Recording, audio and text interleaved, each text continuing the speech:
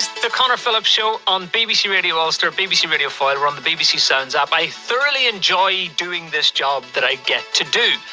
And I know I'm thoroughly going to enjoy the next bit that I'm going to get to do. But I only get to do it sort of every 4 or 5 years. It's a bit of an anomaly. And as to chat to a man who's responsible for the sale of over, maybe 10 million albums, give or take, Brit nominations, Grammy nominations, and I believe his single Chasing Cars is the most listened to song on the radio for the last decade. Of course you know that. Gary Lightbody, he's one of our own, a football fan as well, he's one of our own. Hello, young sir, how are you? Hi Conor, how's it going? Nice to be called young sir there, for, even if it's just you to be a nice, thank you for that. Are you well? Does the world find you well? Yes, thank you. Yes, how about yourself? Is everything going all right? Yeah, good. Very busy in here at the moment, and we were in the middle of a show yesterday, right? Or a couple of days ago, sorry. And we very rarely get an email from the boss in the middle of the show, right? They normally wait to give us a rollicking until when the show's over, right? Because they don't like to. I believe it's called micromanage, right? But we got an email from the boss, and I was going, "Oh, jeepers, what did I say? What did I say?" And it says, "Please do this." And it said, Belfast has been awarded the UNESCO City of Music status, recognised globally for its contribution to music, and you are one of the patrons, I suppose, for the bringing together of people to try and get this award. So can I say congratulations to you to start off with, Mr. Patron? Thank you very much. Very, very honoured to be a patron of the bid, and of course, absolutely over the moon that Belfast has become only the 3rd city in the whole of the UK and Ireland to be bestowed with this honour. And you have to take a little bit of credit for this, because you've never forgotten your roots. You've always put your money where your mouth is.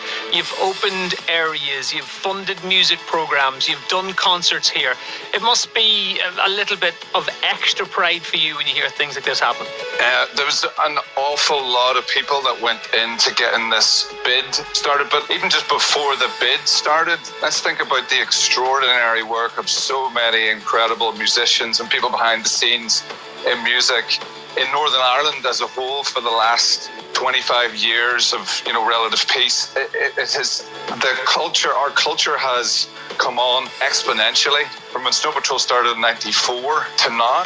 We have one of the most exciting and expansive and interesting and diverse music scenes in certainly in Ireland, and one of them definitely in the UK and in Europe. Nobody's ever able to answer this question. Why do we punch above our weight in that department? We punch above our weight in so many departments. We literally punch above our weight in boxing. I think it's almost like we were just, over the last 25 years, the field has just opened into a sort of a creative, fertile period where we just don't have any limitations anymore. There's record companies, there's management companies, there's a sort of a cottage industry that is expanding as well as the music scene is expanding. It's happening at all levels and all fronts, and that's what's creating the environment to have so much extraordinary music. Why did you get the opportunity to become successful? Why did you kick on, and why have you got the legacy that you have? Is it down to luck, or is it down to a mixture of all the things you were talking about there now? It's an extraordinary amount of luck.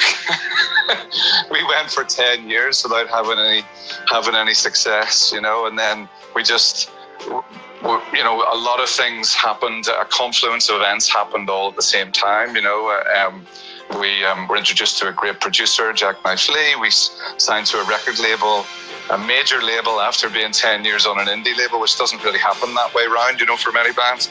And we got management, really good management for the first time, and all those things kind of happened.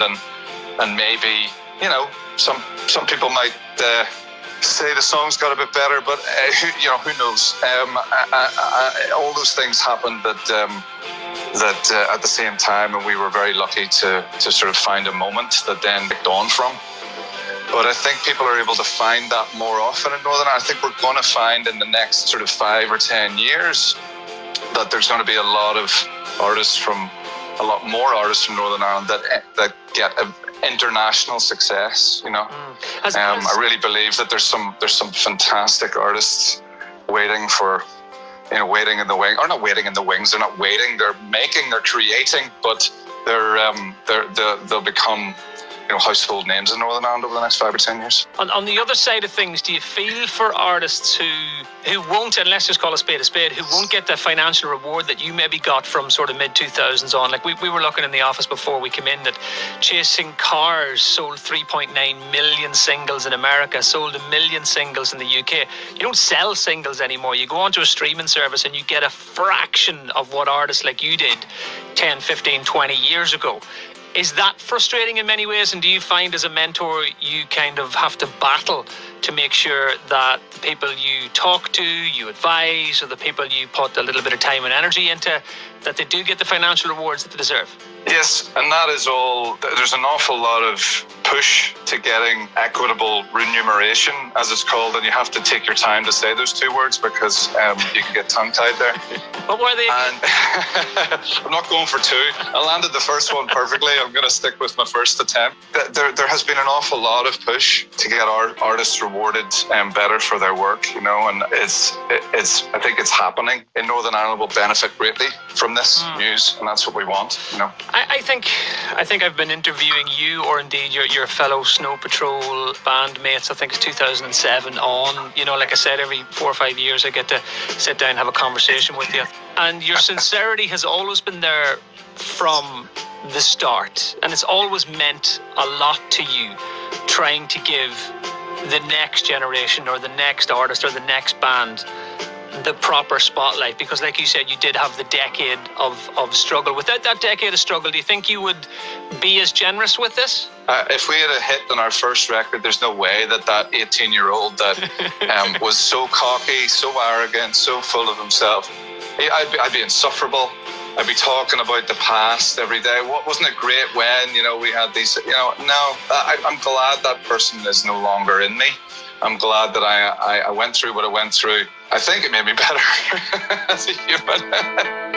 We'll do it. Gary, stay there because I need to play this. We can't do an interview with you without actually playing Snow Patrol and Chasing Cars. This is the Conor Phillips Show, the home of the big interview.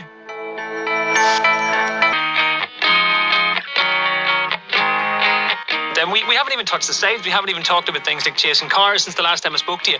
It's become the most listened to song of the last decade. And when you're thinking back to, I think you told me it took less than an hour to put the entire song together, to hear things like that must give you great pride in the work that you and your colleagues do. Yeah, Chasing Cars was kind of an anomaly. I sat in our long-time producer Jack Knifley's studio back then. He's living in LA now, but he was living in Kent in England back then, and I was sitting in his studio, and I just come up with a whole bunch of different songs with a couple of glasses of wine. A couple of bottles of wine, actually. We spent the night sort of writing and playing, and there was slightly fuzzy head the next day. There was 10 new songs to listen to, and 5 of those songs ended up on Eyes Open. It was a hell of a night of writing that I've never been able to replicate. Your song has been played on UK radio, Chasing Cars, more than any other song in the last 10 years. It's so, like I said, 3.9 million singles in its first week in America. Nobody's ever had that night, no matter how cheap and nasty the wine was. It did all right. It did all right. Somebody comes up to you and say, well, that was my wedding song, or that was the song I had for first dance at my wedding, or my bride walking up the aisle at your wedding. How often do you hear that? It's happened a lot, with various songs with Run and Take Back the City, and it's obviously Chasing Cars has been used as the tears were rolling down my weepy face on the morning of my wedding, and as my wife was walking up the aisle, Irish Traditional Band were playing the instrumental version of Chasing Cars. As she entered answered as she stood beside me and became my wife. Holly, darling, there you go. I told you one day I would tell Gary Lightbody that this happened. You see? There you go. Well, congratulations. It's been great having you on. Just one more wee thing before you go. You've never, and many artists and musicians stay away from the political side of things in this part of the world, but you did write an open letter not too long ago about what this Northern Ireland means to you, or this Ireland means to you, or this island means to you, and that we don't want to go back to the dark days. You know, this takes a lot of courage to do something like this. What was the catalyst that meant, right, I'm going to write this now. I feel like I have to do this because are we on a precipice? Are we on a teetering point? What did you think? I'm certainly not the voice of you know, the young people in Ireland. We're quite a few generations away from that, you know. So perhaps it was way out of bounds for me to write something like that and sort of just say, like, I feel empathy for you, for your anger and your frustration, and these are dark times. These are times that feel like everything is so uncertain. But there's so much to be said for Northern Ireland. There's so much good in this place, and we've come out of the darkness and into the light, and you know, our culture is thriving, and that's a sign of a country at its best when its culture is at its best. You know, Northern Ireland has an extraordinary music scene, amazing writers, amazing filmmakers, poets, actors and actresses, you know, sportsmen and women. You know, it's a really robust place culturally. But you've spent the last, 15-20 minutes telling me about how brilliant those things are, and rightfully so. You're absolutely correct. But do you realise, or do you recognise how proud we are of you as well?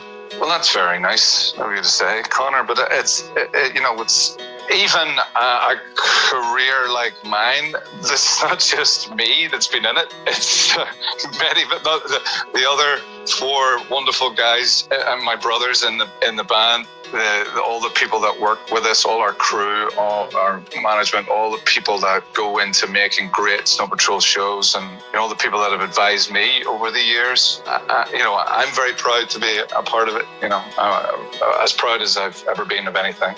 This part of the world, which sometimes we need to shout about, sometimes we need to say, hold on a second, we're much more than the stupid headlines you see in the news. We're much more than a 240 character tweet by an idiot. We are a people, a collective, and people need to know that, and just thank you for allowing people and sharing that with people as well, because you have the platform, and that makes us very proud too. It's a time, I think, to, you know, as you say, to celebrate what's great about our wee country, as we call it. And you know, it's a wee country for sure, but it's got a big heart. Gary Lightbody, I can't ask for more than that. Thank you very much for joining me on the Conor Phillips Show. Thanks, Connor.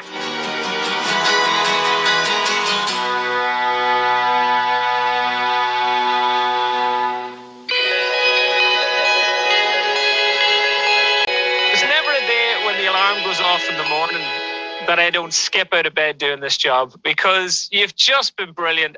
You love Gary Lightbody, I think, here as much as I do. And some of these text messages come in. Sorry, we never get a chance to say these to Gary, but there's just some lovely stories here. Right, let me see. Gary, I think he will love this. I was at a disability pride in Carrickfergus. Gary Lightbody stepped out of the crowd and asked my niece, Aoife, who is blind, "Aoife, is it all right if I walk with you?" She replied, "Yes, Gary." Unknown to me, she had met him the week previously and knew the sound of his voice. I thought he was one of Aoife's teachers. Aoife started singing and Gary joined in. I couldn't understand why everyone was jumping out and photographing us. I was thinking, he's a right popular teacher, him. Can you please say hello from Aoife? And thank you. What a lovely story. And that kind of embodies the man, doesn't it? Charlotte Dryden says, play some Snow Patrol, please. And it was Charlotte Dryden who helped Gary, and there was a selection of others who played a massive part in the UNESCO success from Stella. Thank you, Stella. And a lovely tweet here from Jane, who just did this. Gary Lightbody of Snow Patrol on BBC Radio Ulster, doing so much for music in Belfast, Bangor and beyond.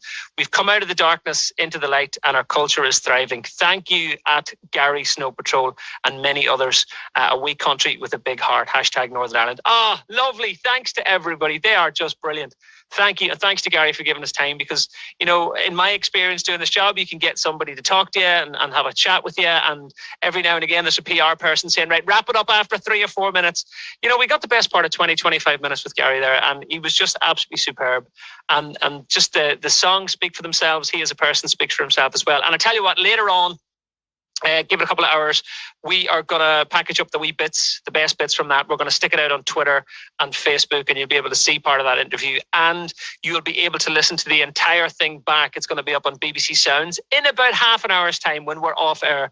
It arrives up there and you can listen to the whole thing back again. Thanks once again to Gary Lightbody, and what a brilliant piece of news with the UNESCO news that we did get there. And Belfast, like we knew and we have known, and BBC Radio Ulster has been literally standing on a table shouting about this for generations.